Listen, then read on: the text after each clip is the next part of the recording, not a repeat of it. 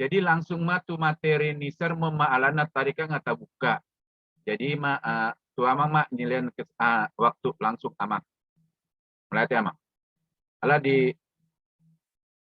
jolo martangnya mahita amang perjolo. Allah. Martangnya mahita amang. Mari kita bersatu dalam doa.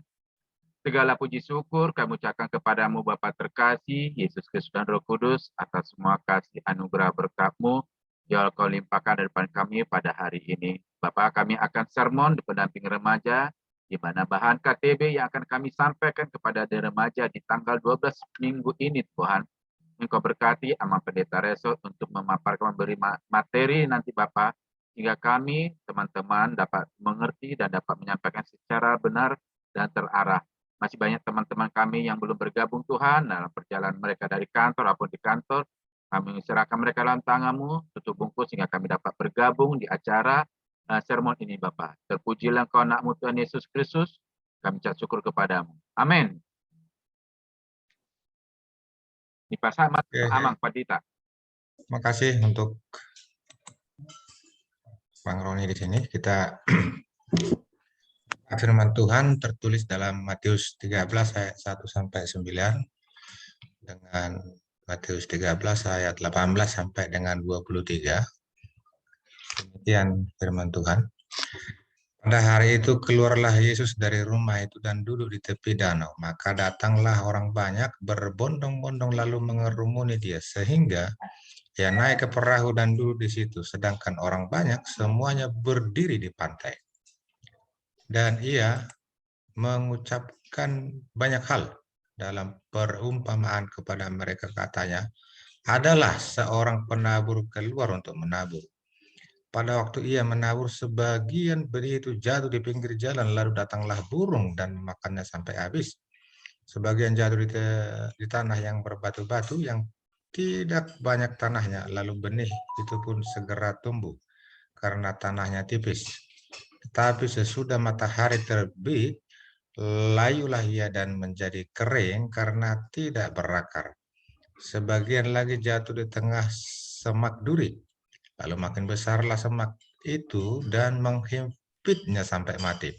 Dan sebagian jatuh di tanah yang baik, lalu berbuah. Ada yang 100 kali lipat, ada yang 60 kali lipat, ada yang 30 kali lipat. Siapa bertelinga hendaklah ia mendengar.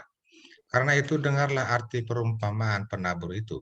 Kepada setiap orang yang mendengar firman tentang kerajaan surga, tetapi tidak mengertinya, datanglah si jahat dan merampas yang ditaburkan dalam hati orang itu. Itulah benih yang ditaburkan di pinggir jalan. Benih yang ditaburkan di tanah yang berbatu-batu ialah orang yang mendengar firman itu dan segera menerimanya dengan gembira, tetapi ia tidak berakar dan tahan sebentar saja. Apabila datang penindasan atau penganiayaan karena firman itu, orang itu pun segera murtad. Yang ditaburkan di tengah semak duri ialah orang yang mendengar firman itu, lalu kekhawatiran dunia ini dan tipu daya kekayaan menghimpit firman itu, sehingga tidak berbuah. Yang ditaburkan di tanah yang baik ialah orang yang mendengar firman itu dan mengerti, dan karena itu ia berbuah. Ada yang 100 kali lipat, ada yang 60 kali lipat, ada yang 30 kali lipat. Demikian firman Tuhan. Penjelasan, dahulu Fian adalah seorang anak yang suka membangkang terhadap orang tua. Ia berpikir bahwa orang tuanya kolot, tidak mengikuti perkembangan zaman. Nasihat ibunya seringkali hanya meluncur dari telinga satu ke telinga lainnya, menghilang begitu saja. Perintah ayahnya agar ia tidak pulang terlalu sore sama sekali tidak digubrisnya. Ia lebih senang menghabiskan waktu bersama teman-temannya. Kalaupun sesekali ia terlihat patut, sebenarnya yang hanya ingin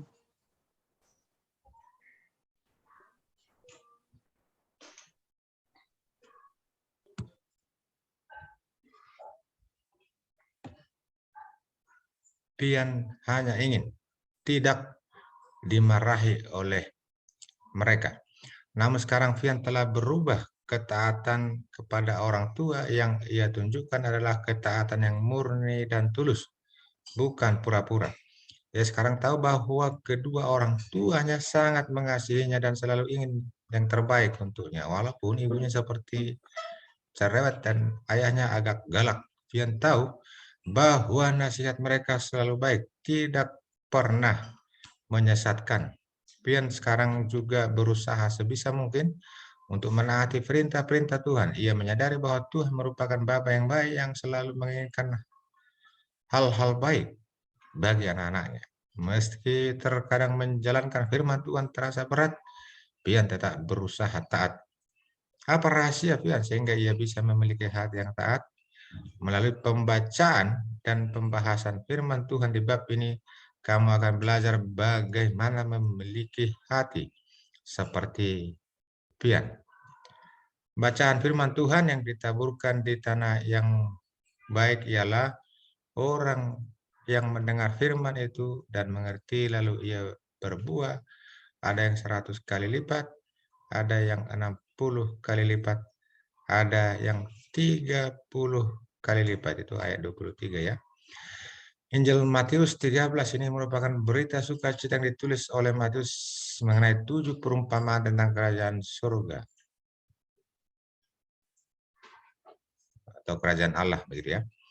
Kitab ini ditulis ketika bangsa Farisi sedang mencobai Yesus. Untuk itulah Yesus berkata, itulah sebabnya aku berkata-kata dalam perumpamaan kepada mereka karena sekalipun melihat mereka tidak melihat dan sekalipun mendengar mereka tidak mendengar dan tidak mengerti. Renungan ini merupakan gambaran kehidupan manusia sehari-hari dan perumpamaan ini mengenai seorang penabur. Kisah ini tentang seseorang yang hendak pergi ke ladang untuk menabur benih di ladangnya. Pada saat di jalan, benih itu terjatuh, lalu datanglah burung memakannya sampai habis. Ini menggambarkan kepada setiap orang yang mendengar firman tentang kerajaan surga, tetapi tidak mengertinya. Datanglah si jahat dan merampas yang ditaburkan dalam hati orang itu. Itulah benih yang ditaburkan di pinggir jalan. Lalu benih sebagian jatuh di tanah yang berbatu-batu. Benih itu pun segera tumbuh karena tanahnya tipis. Hal ini menggambarkan benih yang ditaburkan di tanah yang berbatu-batu ialah orang yang mendengar firman itu dan segera menerimanya dengan gembira, tetapi ia tidak berakar dan tahan sebentar saja. Apabila datang penindasan atau penganiayaan karena firman itu, orang itu pun segera murtad.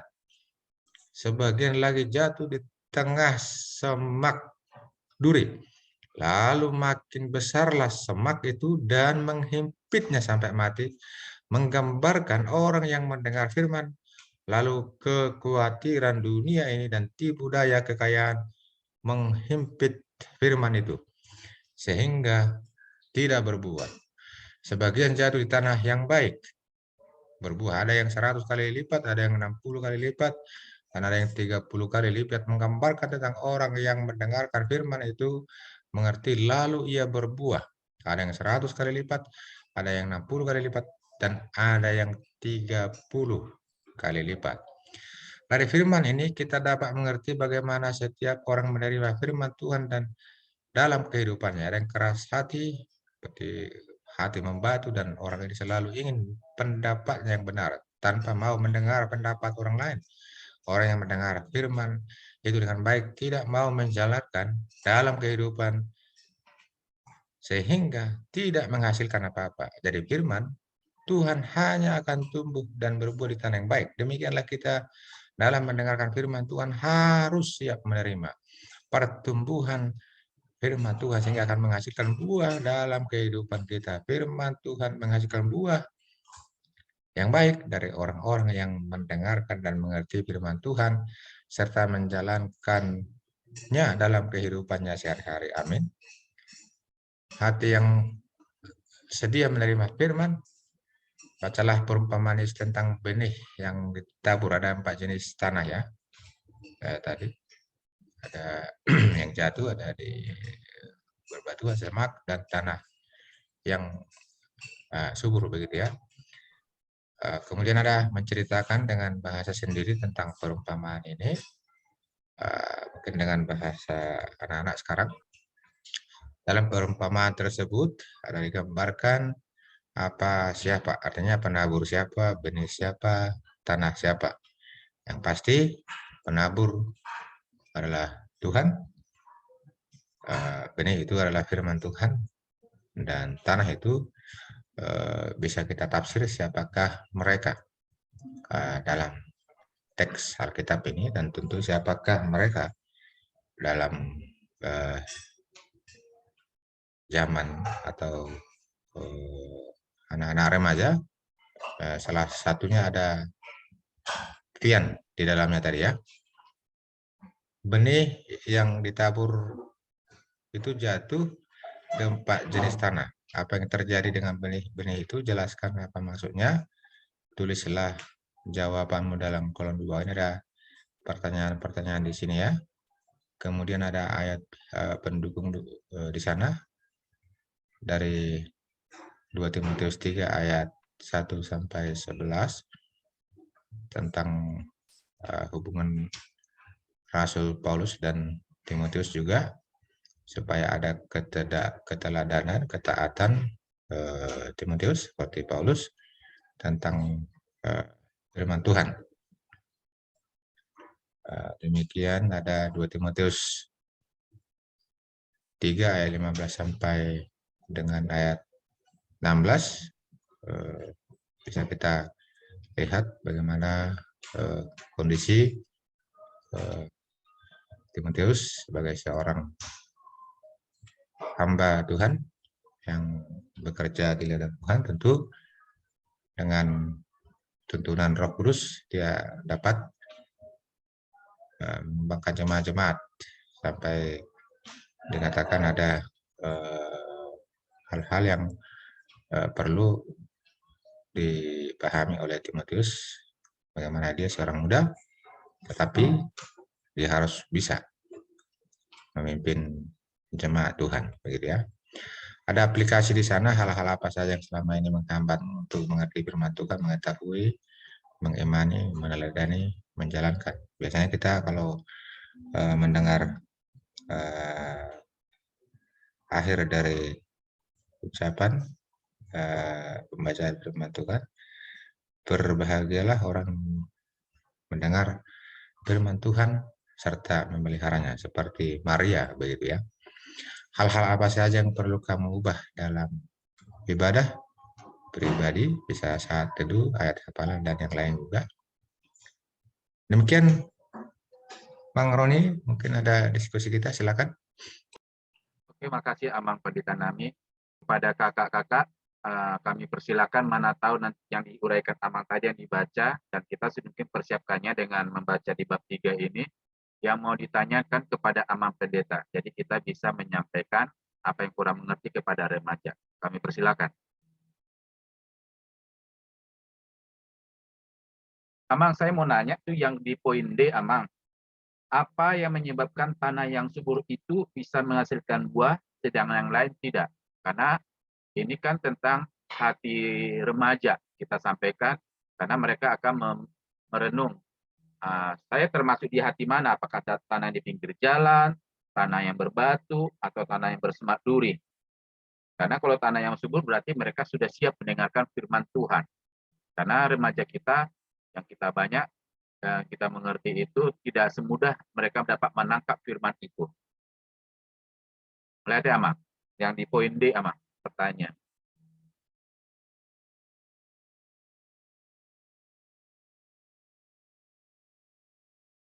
Masih mute, Amang? Oke, apa yang menyebabkan tanah yang subur itu bisa menghasilkan buah, sedangkan yang lain tidak? Tentunya kita bisa bandingkan mana tanah yang subur, mana tanah yang tidak subur, tanah yang tandus. Artinya kalau dikatakan tanah yang subur, tanah yang banyak humusnya, unsur hara, segala jenis kebutuhan tumbuhan ada di dalam tanah itu tentunya ada ciri-cirinya. Mungkin kita bisa jelaskan secara teknologi atau secara biologi, atau mungkin kita dapat bandingkan dengan pupuk begitu ya. Jadi kalau tanah yang ada pupuknya tentu pertumbuhan akan cepat. Di samping juga ada pendukung-pendukung yang lain. Kalau dalam Alkitab kita ada sebagai perbandingannya dihubungkan dengan air juga ya, air. Jadi setiap tanaman yang adanya tumbuhnya di pinggir kali, air, sungai, akan senantiasa tumbuh dengan subur dan akan berbuah sepanjang tahun, begitu ya. Artinya tidak ada telat, tidak ada buahnya yang kurus, rusak, kecil, kerdil, tapi dia akan menghasilkan. Tentu kita dapat bandingkan dengan pertanian kita ya. Kalau ada daerah pertanian padi, misalnya di Kerawang begitu ya. Jadi mereka itu mengolah tanahnya sedemikian rupa dan tentunya dipengaruhi oleh pengairan juga ya. Kecuali memang ada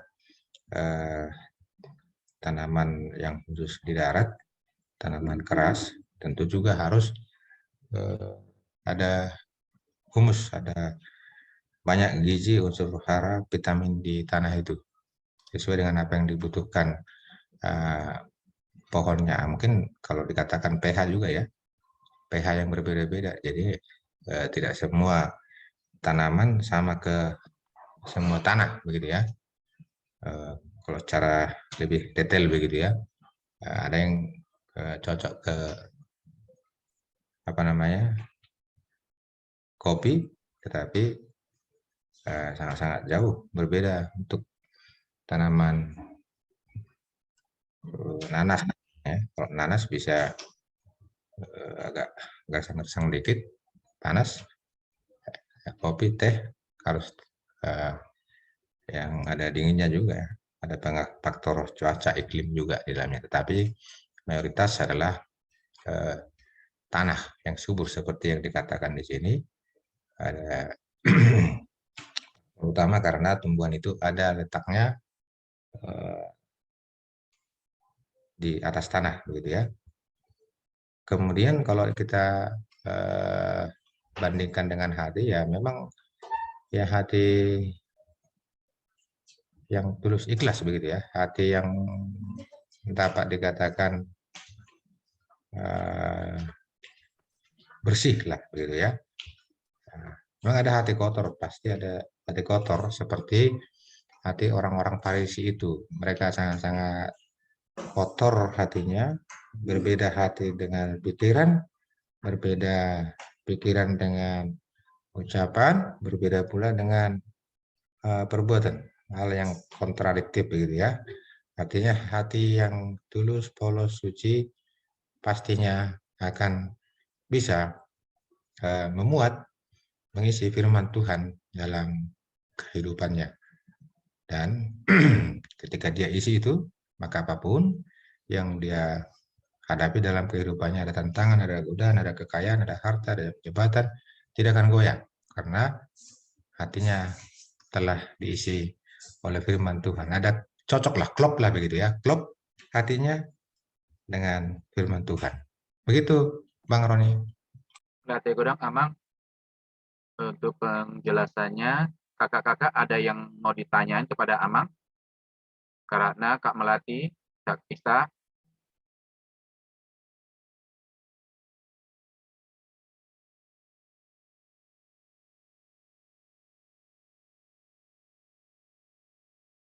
Kak Mel, ada yang mau ditanyain Kak? Kalau kita sebutkan pH, udah tahu nggak mereka itu ya, pH? Ya, Amang.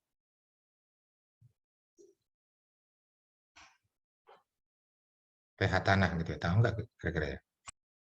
pH tanah mereka tahu Amang. Karena ada itu unsur di biologi, dan anak remaja sekarang kan pembelajarannya sudah tinggi-tinggi sih Amang. pH mereka ngerti, keasaman itu kan Amang.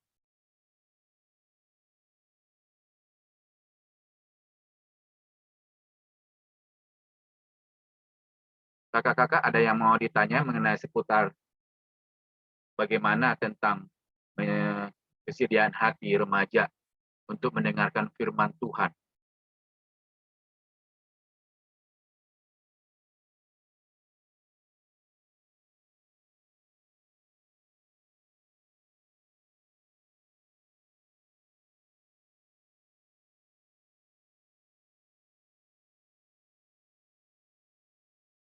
Kak Clarissa, ada yang mau ditanyain?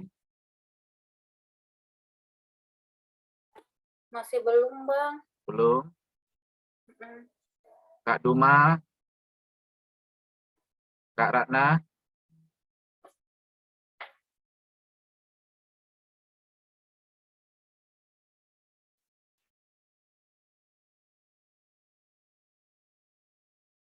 Amang, kami sebagai PDR ini kan yang menyampaikan firman. Bagaimana kami mengenal jenis tanah hati remaja itu, Amang? Sehingga mereka bisa berdampak terhadap apa yang kami sampaikan selama ini. Contohnya dalam KTB ya.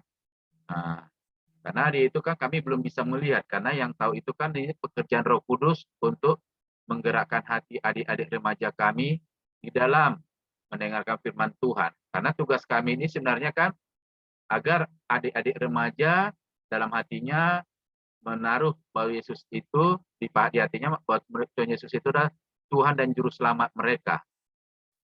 Kami minta diarahin sebagai pendamping remaja, Mak. Mulai Ate.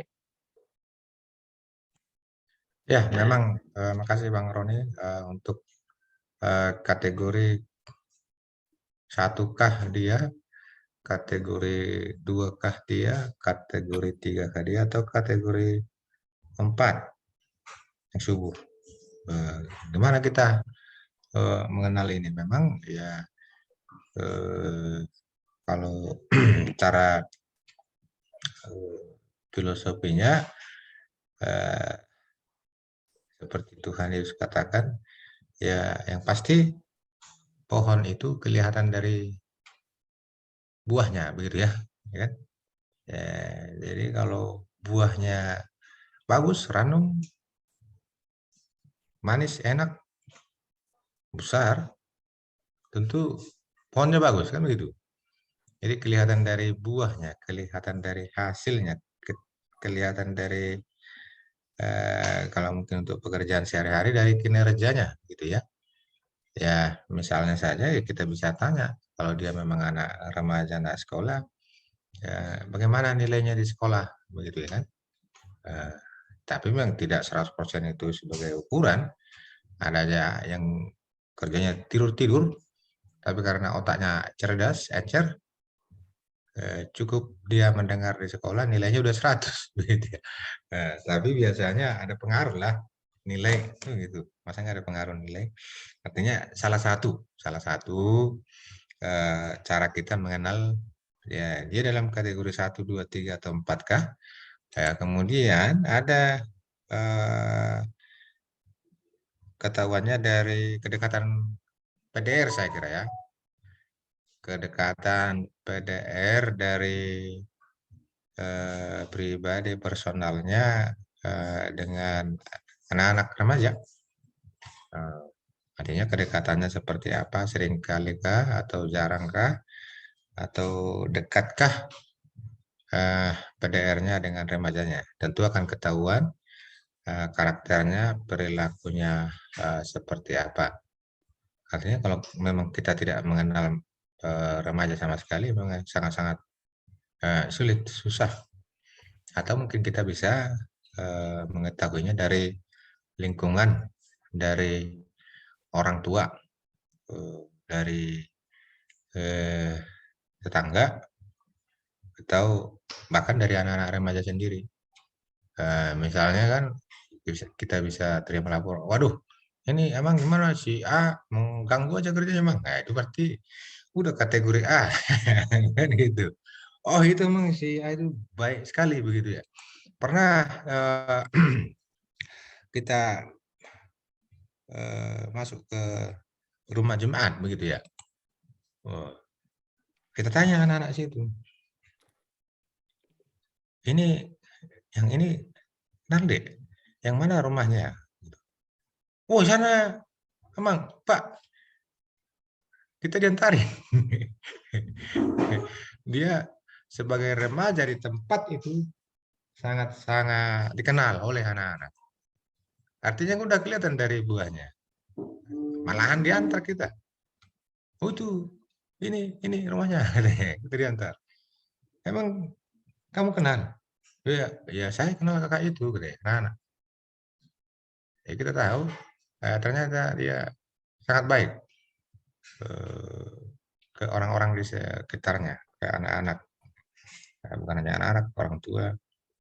Ya, ada apa namanya? Sering juga kasih THR. Sepintas saya juga jadi agak terenyuh gitu ya. Nah, siapa itu anak Emil apa namanya Ridwan Kamil itu ya? Si Eril apa sih? Aril apa sih? Eril, Hah? Eril amat. Eril ya? Eh, di sepintas saja saya baca dia kasih uang untuk THR security apa pembantu apa ya? Jadi dari security aja ketahuan nih dia hatinya seperti apa? Hatinya baguskah? Hatinya bagaikan emas berlian kah? Atau berhati batukah dia? Ya tentu eh, kita harus lihat dari lingkungannya lah, begitu ya. Demikian Bang Roni. Mulai Damang. Ada kakak-kakak yang ingin menanyain dari seputar pertanyaan di buku kita, buku KTB, mungkin bisa jadi panduan kita untuk menanyakan. Karena banyak saya lihat ini firman yang mengubah hidup juga belum kita ini kupas.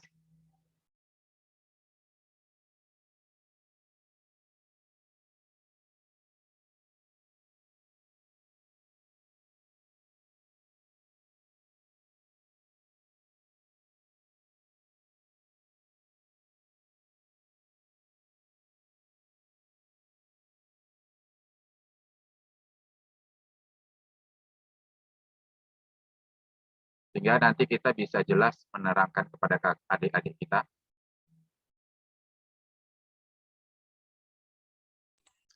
Cuman di sini Bang ada perlu diluruskan ya. Ini Apa, Mang? makanya agak sangkut saya tadi dikit nih.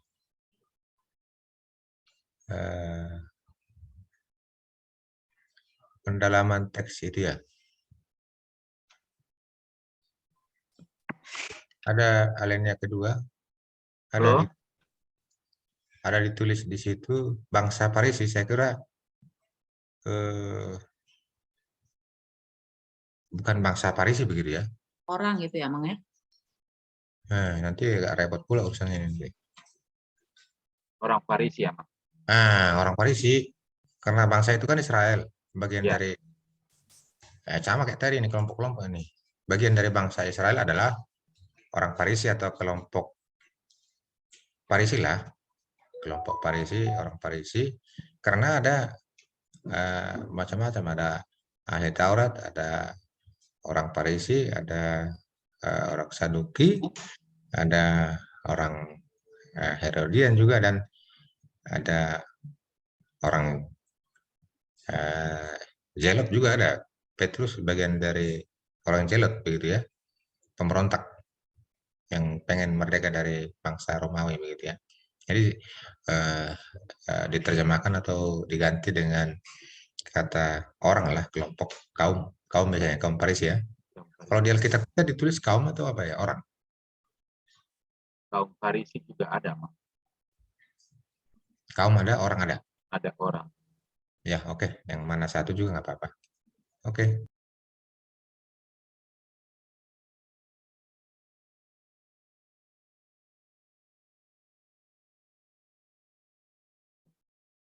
Ya, ada yang mau ditanya kakak abang untuk materi ini? Apakah sudah jelas menurut kakak-kakak?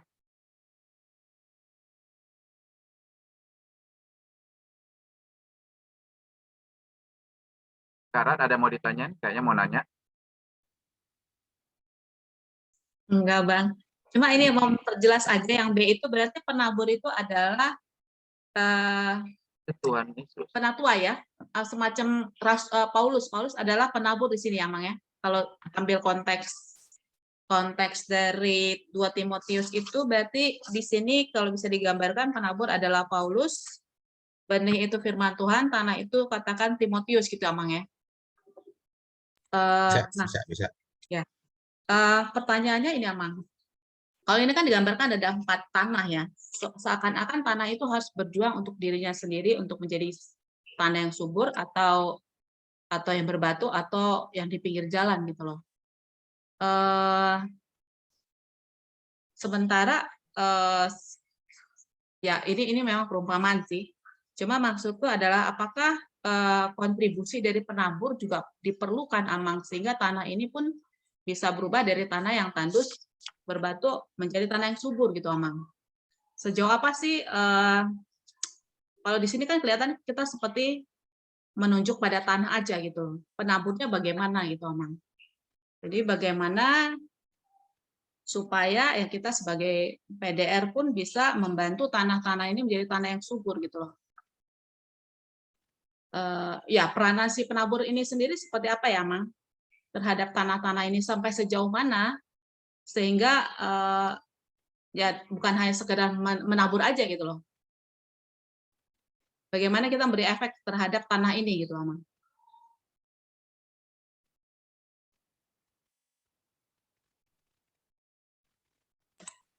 Ya, makasih untuk Kak Ratna di sini. Apakah ada pengaruh dari penabur? Ya, kalau kita melihatnya adalah sebagai sentuhan majelis, pendeta, PDR, atau penginjil, evangelis, memang ya sangat-sangat berpengaruh, gitu ya. Bisakah? Ya pasti bisa. Kita ibaratkan dengan teknologi begitu ya. Kalau di Samosir ya, di sana kan ada tanah-tanah yang berbatu-batu, banyak kali batunya. Tapi orang Samosir bisa menanam bawang dengan ya maksimal lah katakannya, dengan menghasilkan dengan baik, yang walaupun tidak 100% di tanah berbatuan, tentu dengan dibantu teknologi.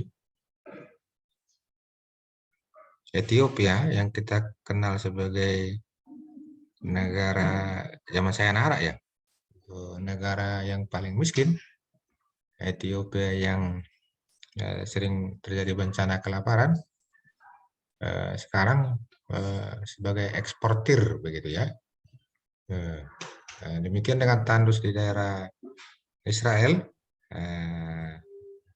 mereka bisa olah tanah itu dengan teknologi sehingga mereka eksportir buah-buahan, sayuran, bahkan bunga ke Eropa.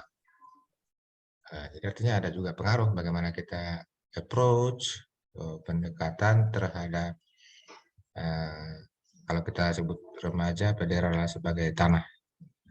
Itu begitu ya, sebagai alamat dari benih. Begitu ya. Artinya kita bantu, kita supply, ya kalau kita katakan pupuk, ya, bisa saja medianya batu, tapi ada air supply yang terus mengalir, yang dalam airnya ada vitamin, berbagai macam vitamin untuk kebutuhan tumbuhan, sayuran atau apa saja gitu ya. Jadi sangat-sangat berpengaruh juga. Seperti kalau di sekolah contohnya, Kalau biasanya guru matematika dibenci, ya nilainya 4. Nilainya sangat-sangat minimal. Tapi ketika guru matematika disukai, bisa nilai 90, 100 begitu. Ada pengaruh juga ya, ada pengaruh penabur. Kalau kita tafsirkan itu sebagai apa namanya, sebagai PDR, sebagai eh,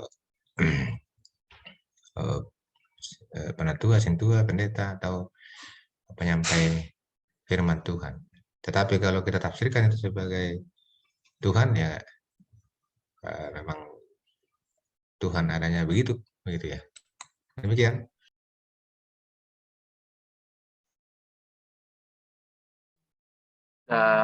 Bisa nangkap Kak Ratna? Ya, artinya memang bahwa kita sebagai penabur itu kan lebih seperti apa yang, ya, artinya kita pun sebenarnya nggak hanya sekadar menaburkan benih ya, tapi ikut membuat benih itu bisa bertumbuh dan tanah itu sendiri bisa berubah menjadi tanah yang subur gitu ya, Amang ya. Baik, Amang, sudah, terima kasih. Mungkin aku bisa nambahin, Kak. Jadi kita juga harus seperti yang Amang bilang tadi, peka terhadap mungkin kita sasaran kita remaja, ada hambatan-hambatan yang membuat misalnya benih itu tidak tumbuh, kemalasan atau hal yang lain.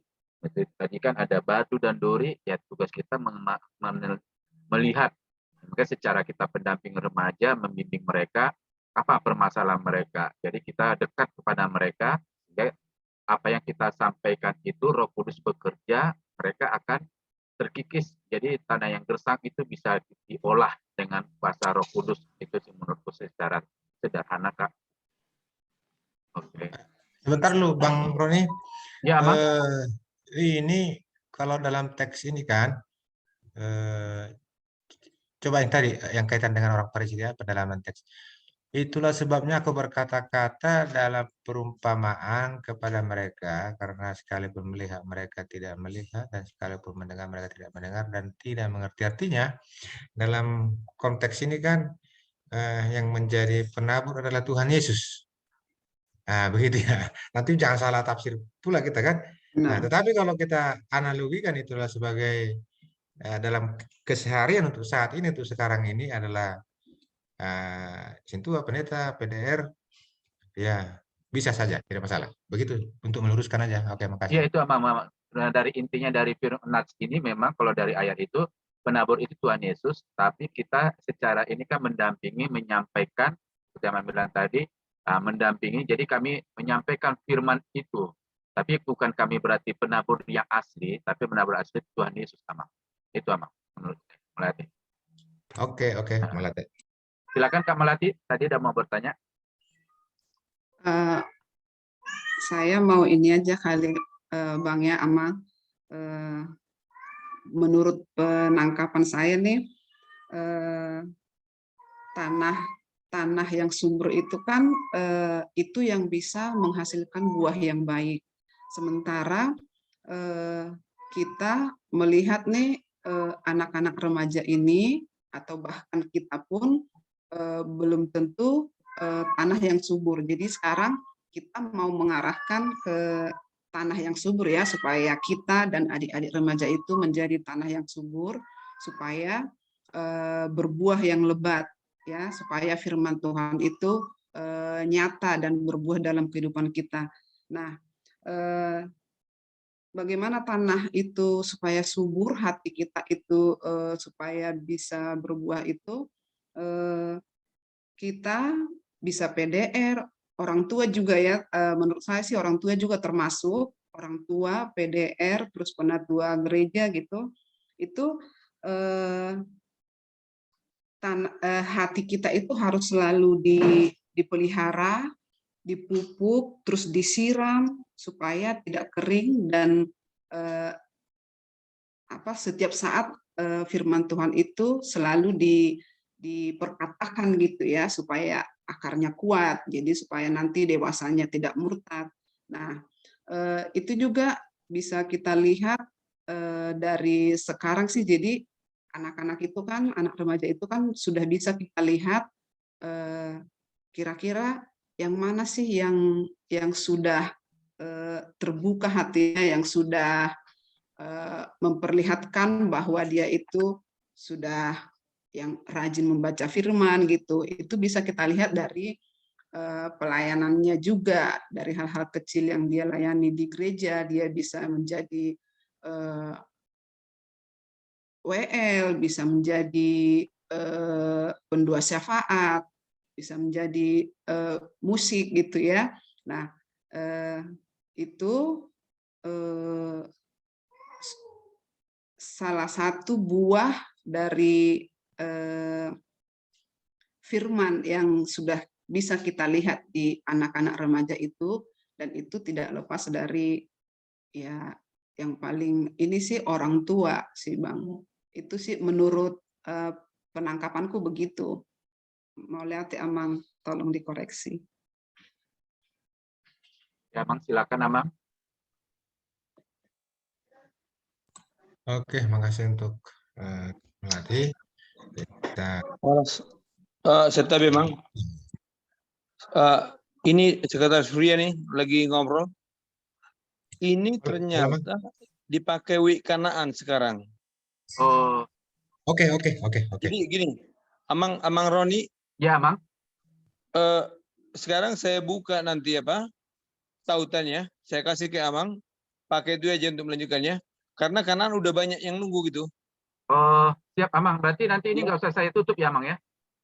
Enggak, itu harus ditutup karena ini pakai pakai jadwal yang lain.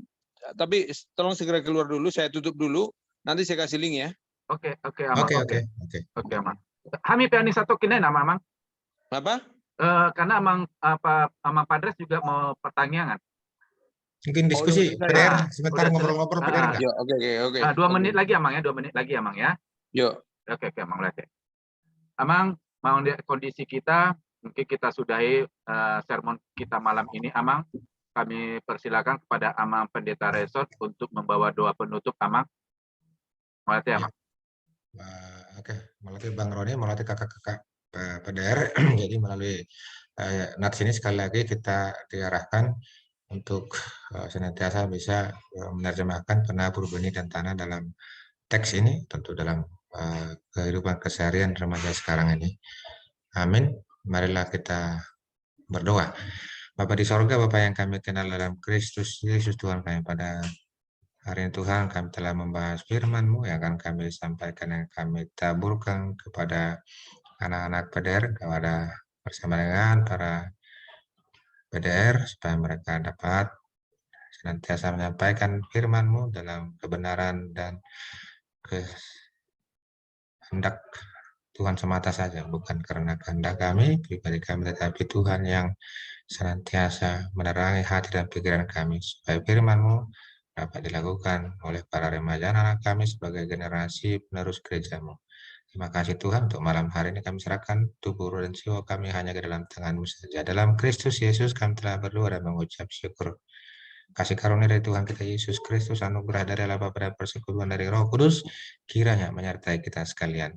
Amin. Demikian Kakak Abang. Mulai godang Amang Kasih, Pendeta Amang. kami. Oke, oras. Oras Amang. Malam baik, oras. Oke. Terima kasih Kakak Abang semuanya ya Oke. untuk Kasih sermonnya. Bang. Kasih Oke. Pak. Nah. Mana aku kan nggak itu.